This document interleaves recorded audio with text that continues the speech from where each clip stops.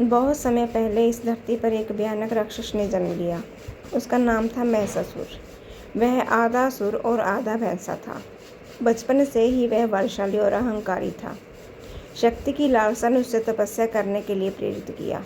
वह कठोर तपस्या करता रहा। कई वर्षों तक उसने तपस्या की। आखिरकार तपस्या से प्रसन्न होकर स्वयं ब्रह्मा जी प्रकट हुए। ब्रह्मा जी ने कहा, वत्स, बताओ तुम्हें कौन सा वरदान चाहिए।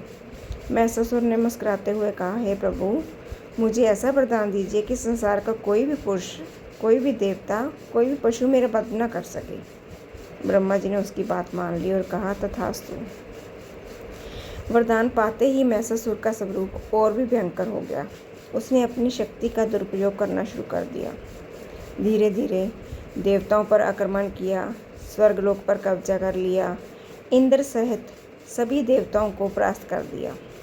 देवता भयभीत होकर भागे। तीनों लोकों में आतंक छा गया। न देवता सुरक्षित थे, न ऋषि और न ही साधारण मनुष्य। देवताओं ने हारकर ब्रह्मा, विष्णु और महेश के समक्ष प्रार्थना की। उन्होंने कहा, प्रभु, महिषासुर ने हम सबको परास्त कर दिया है। उसका आतंक दिन प्रतिदिन बढ़ता जा रहा है। अब संसार और कौन बचाएगा। अब तीनों महाशक्तियों ब्रह्मा, विष्णु और महेश ने अपना अपना तेज एक साथ प्रकट किया।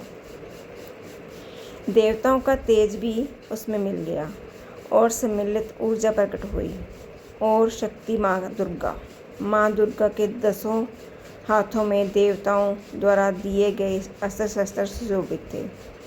शेर पर सवार होकर उन्होंने महिषासुर के युद्ध के लिए ललकारा। युद्ध आरंभ हुआ। महिषासुर और दुर्गा के बीच भयंकर युद्ध छिड़ गया। पर्वतों, मैदानों में, नदियों के तट पर चारों ओर युद्ध की गूंज सुनाई देने लगी।